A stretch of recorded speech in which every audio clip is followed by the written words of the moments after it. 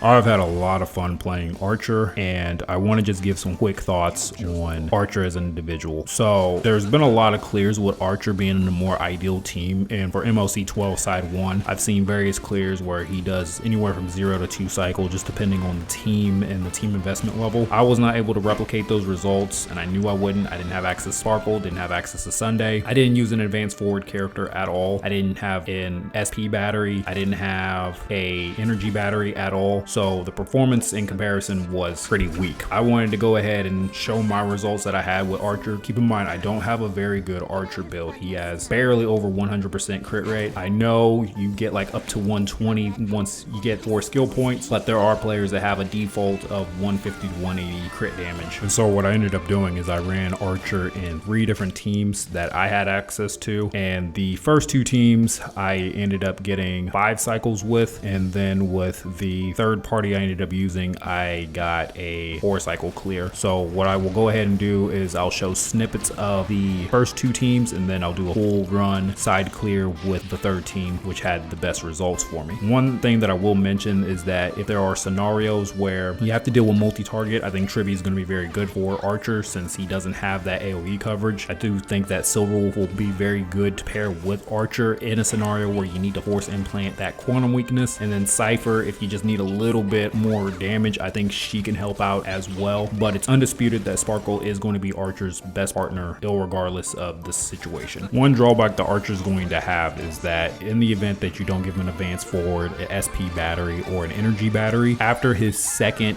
triple arrow shot rotation that he does, skill point management is going to get really rough if you haven't finished the fight by that point in time. And this is also going to make things really rough on your sustain as well, because the ideal is to try to have a team that doesn't use skill points funnel everything into Archer. Found a lot of struggle with this, and certain sustains are going to end up using skill points more often than others in order to keep the team alive. So this is just something that you should keep in mind as a player. If you're not able to end the fight quick, it's best to have a sustain there that doesn't need to use skill points that often, if ever. So that way you can have more skill points to funnel into Archer. Again, Sparkle will remedy a lot of these issues, but if you don't have her, you're probably going to run into some problems with Archer if he's not able to end the fight in 2 triple arrow shot rotations. That's of course just my opinion. Everyone's mileage will be different. Honkai Star Rail 3.x patch line had the potential to be the best patch line of patches that we could have ever gotten in Honkai Star Rail history. Between Enforius's patches that had a big emphasis on the Elysian realm references, as well as mixing in Greek mythology with a little bit of Genshin Impact referencing as well, on top of the Fate collab, on top of certain older characters getting buffs, on top of certain things being more fleshed out than what they have been in the past, the potential was definitely there. Unfortunately, there's been a good number of things that have happened that have prevented the 3.x patches from being the best patches of all time in Honkai Star Rail, and it's very unfortunate. The Fate collab event, as far as the story aspect of it, I've seen numerous thumbnails with individuals talking about how they were disappointed with the event, and that's completely and totally justifiable. I sat down, I played it. I think it was about 3 to 4 hours worth of story content, and I think for something where players were anticipating to wait for 10+ months, I don't think the end result was worth the wait. Now, with that being said, I still mainly enjoyed it. However, I think there should have been more here. I don't know what went on in the background, and everything that I say for these next couple of lines is just pure speculation. This is not facts. Maybe miHoYo wanted to do more, but people over the Fate IP was like, well, no, we don't want you to do more, or we're going to take an even bigger cut, or we're going to demand even more money. And maybe miHoYo wasn't willing to go that far. Who knows at the end of the day? I'm not for sure what the communication was and how it went on behind the scenes. All I can do at the end of the day is guess. In the best case scenario, there is going to be a part 2 to the story, given the fact that these banners are going to be around for multiple patches. I think that can help to an extent, but it's not going to fix everything. Sag-Aftra have managed to really ruin this event for a lot of players, just straight up. I believe that there was about 6 characters that did not have an English dub VA, and the problem with this is there's a lot of players that aren't willing to play a game in a different language that's not their native tongue. This is a big part of the reason why there's been a decent number of players that have taken a break from Genshin Impact, for example, because there were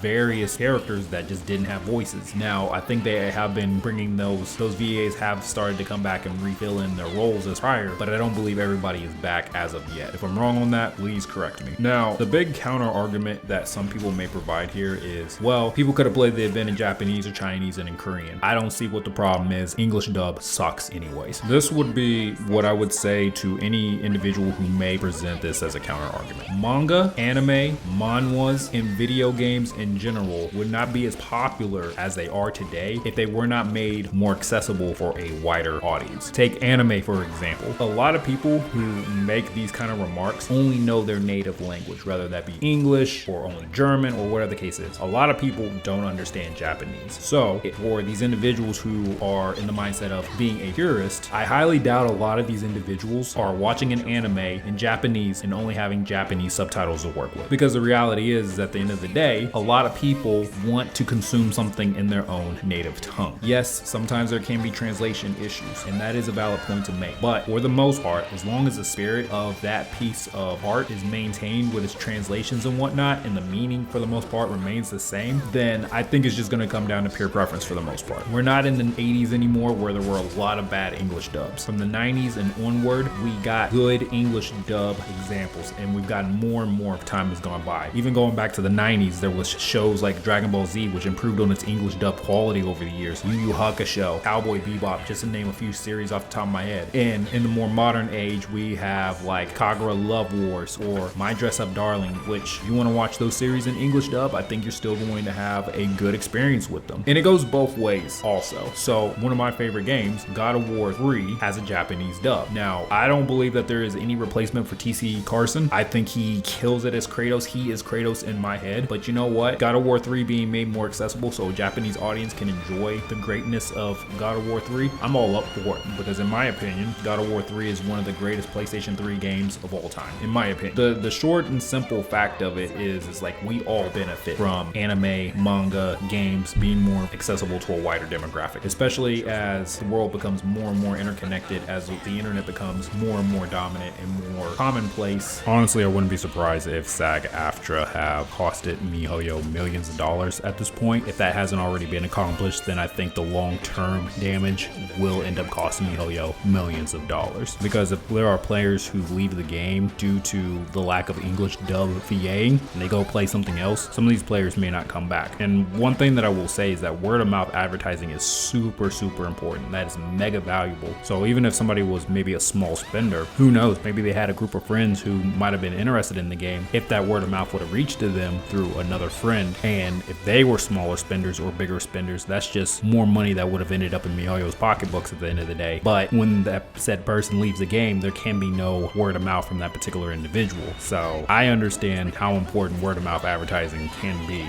The situation with the event is extremely unfortunate. I do know that MiHoYo did take a jab at the audio dubbing situation, which I'm not too surprised about that. I think they have done this before in Honkai Impact 3rd. I believe it was with the Achan event, and at the time there was a really bad hacking problem in Memorial Arena, and they just straight up took a shot at the hackers, and I was just like, MiHoYo is wildin'. I enjoyed it. One final thing that I will definitely say about this event in particular, I do think in an ideal world this event could have been a banger, because it's not like MiHoYo is incapable of making a good collaboration event. I remember in Honkai Impact 3rd when they did a collab with Evangelion, I thought that event was pure fire for the most part. I do think that there was some individuals who felt like the motorcycle part, the controls on it were a bit wonky, but if I recall correctly, I think that was the main criticism that I saw from certain players. But other than that, I think it was seen in a very positive light, and I think this event could have been seen in a positive light if we didn't have to deal with the Sag-Aftra VA stuff, and if this storyline event was longer. Again, this is just pure speculation. If there's going to be a part 2 to this storyline, then I think that will help fix things to an extent. But even if that were to be the best case scenario, I think MiHoYo should have been more transparent about that and said, hey, there will be a part 2 to this storyline. I don't think there is, because there's no indication of a continuation of this. It is what it is at the end of the day. I really hope MiHoYo does better in the future, because I know they can go hard on these collab events. They've done it before in the past, and I don't think it's too outlandish to expect that same level of quality and effort from them if there is ever going to be another collab event on this magnitude. All right, the Silverwolf changes are actually insane. Now, keep in mind, I do have Silverwolf E1, so that is making a huge impact on the performance difference, but just the fact that the RNG, for the most part, has been removed from her implant, as well as her having an ultimate that it now hits all targets, makes such a huge difference. So prior, when I was running playing Acheron, Cypher, Silverwolf, and Jabard, I was doing a 4-cycle clear. I can now do a 2-cycle clear with the very same team, simply with Silverwolf having those changes. One thing that I will comment though is in scenarios where your first in slot is one element, then what will happen from there is Silverwolf will end up still implanting an RNG element. So if you ever run into a situation, for example, where one of the enemies is one element with your first in slot, but the other one isn't, Silverwolf is still going to have an RNG implant in regards to whatever elements that you have in your team. Just keep that in mind. So in regards to Blade, there wasn't too much of a performance improvement in regards to score wise. However, numbers aren't everything. So even though the score difference was not that significantly different, one thing that I am going to point out here is this higher score I'm able to get much more comfortably, and I don't have to rely on RNG nearly as much as I used to. So for me personally, I value consistency over potential high-end scores that are a lot harder to achieve. So once again, Blade getting hit significantly more often means that I can more consistently hit this higher score, whereas with the lower score, I would have to rely on RNG a lot more. That taunt increase is crazy good. And as regards to Kafka, I have to say the additional follow-up charge, allowing her to get her ultimate back faster, is just so good. I think the only potential downside with her follow-up is if she's using that after the prior character uses an AoE skill, then her follow-up tends to target a random enemy. This might be an issue in certain situations, especially if somebody has an E1, because they may not want to apply that T.O.T vulnerability to a weaker enemy. They may want to keep it on a boss or on an elite. That's the only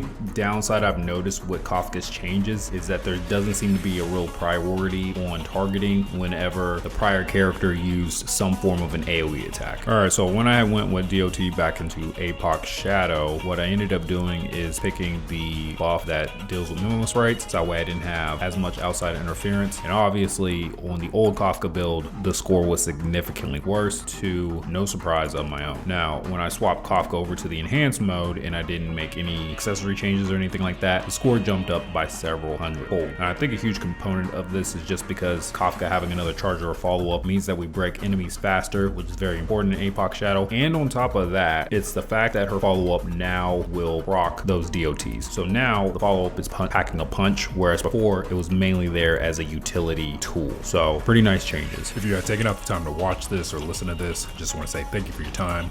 You be safe out there. Deuces.